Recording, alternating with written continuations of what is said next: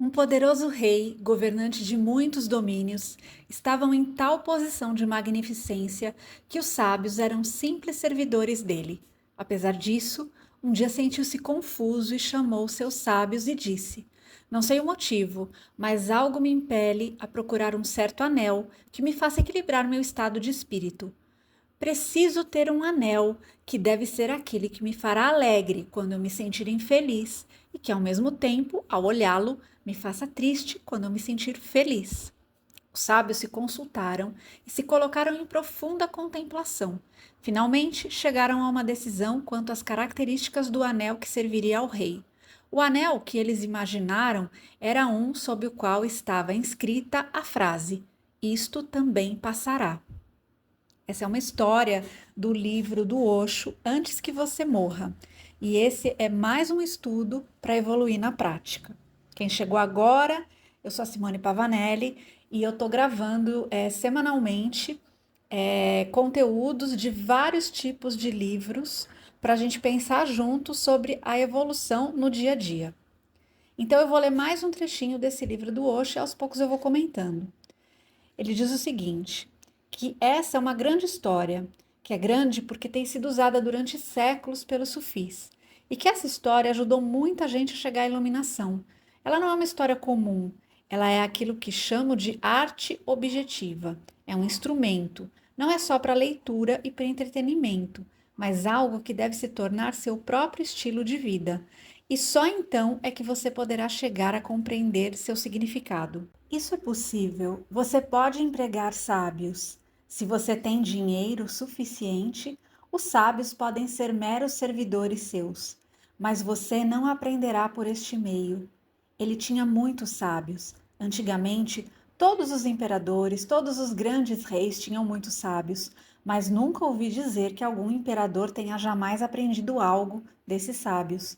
Conta-se do grande imperador Akbar, que ele tinha 9 sábios na corte, e podia tê-lo. Eles eram chamados de 9 joias, mas não vejo que ele tenha aprendido alguma coisa, porque o aprendizado precisa de um relacionamento diferente. O aprendizado precisa que o aprendiz se curve, se entregue. Como você pode se entregar a seus próprios servos? É impossível. Você pode comandá-los, mas não pode se entregar. Conta-se que um dia Akbar chamou seus 9 sábios. Ele estava muito zangado e disse: Vocês estão aqui, e o povo afirma que vocês são, hoje em dia, os homens mais sábios do mundo. Mas eu não fui capaz de aprender nada com vocês. Qual é o problema? Vocês estão aqui, eu continuo o mesmo. Então, o que estão fazendo aqui? Uma criança viera com um dos sábios. Ela queria ver a corte e deu risada. Os sábios estavam em silêncio, mas a criança riu. Akbar disse: Por que está rindo? É um insulto à corte. Seu pai não lhe ensinou boas maneiras? E a criança respondeu: Estou rindo porque estes 9 sábios estão em silêncio e eu sei por que eles estão assim. Eu sei porque você não foi capaz de se beneficiar com eles. Akbar olhou para o rosto da criança, muito inocente, mas também muito antiga.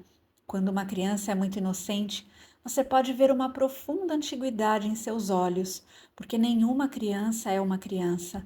Ela viveu e teve muitas experiências, traz consigo todo o conhecimento e todas as suas experiências passadas. Akbar disse: Então, você pode me ensinar alguma coisa? E a criança respondeu: Sim. Akbar pediu: Então ensine. A criança disse: Então, você tem que me seguir. Vem aqui onde eu estou sentado e eu sentarei no trono. E então você perguntará como um discípulo e não como um mestre. E aí dizem que Akbar entendeu. Aqueles 9 sábios haviam sido absolutamente inúteis. Ele não pôde aprender, não porque eles não pudessem ensinar, mas ele não estava pronto, não receptivo, não humilde o bastante. Conta-se que ele se sentou embaixo e a criança se sentou no trono e disse: Agora pergunte como discípulo e não como imperador. Akbar não perguntou coisa alguma. Contam que ele agradeceu a criança, tocou seus pés e disse: Não há necessidade de perguntar. Simplesmente por estar sentado numa atitude humilde a seus pés, eu já aprendi muito. Então ele segue dizendo que a humildade é uma coisa muito básica, que mesmo sem um sábio, se você for humilde, você vai aprender muito. Você pode aprender com árvores, com fontes, com nuvens, com ventos. Se você é humilde, toda a existência se torna professora. Se você não é humilde, aparece um Buda, um Jesus e não acontece nada, não tem nenhuma relação íntima. Um Buda está à sua volta, mas nenhuma afinidade existe.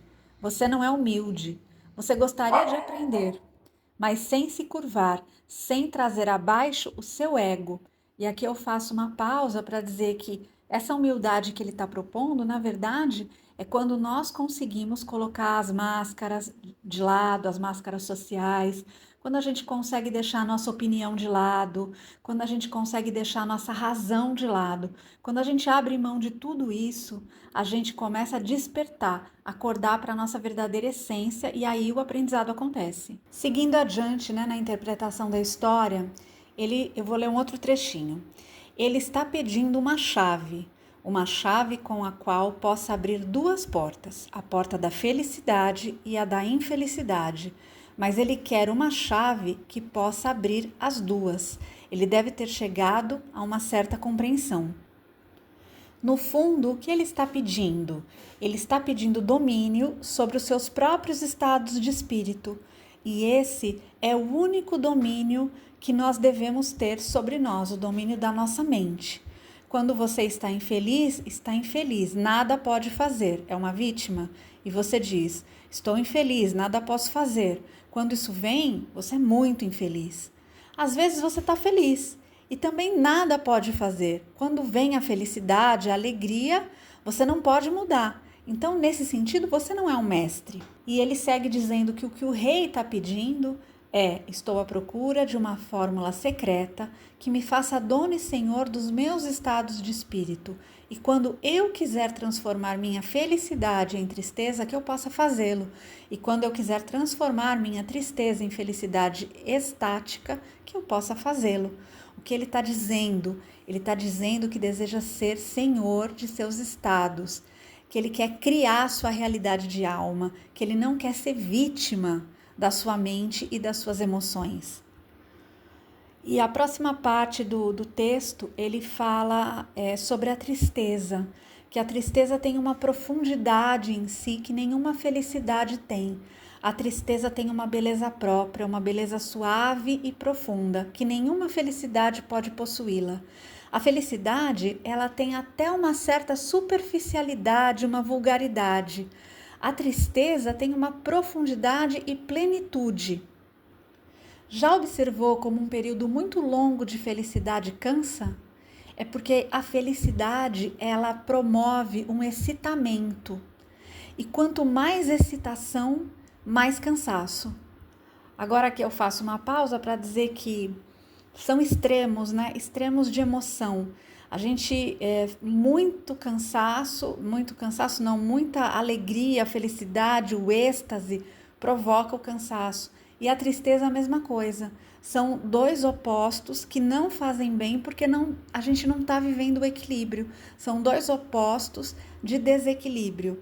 E aqui eu tomo a liberdade de botar um ponto de vista que é diferente o que ele está falando, né? A felicidade que ele está falando aqui, essa felicidade de alegria, de excitamento, de uma plenitude.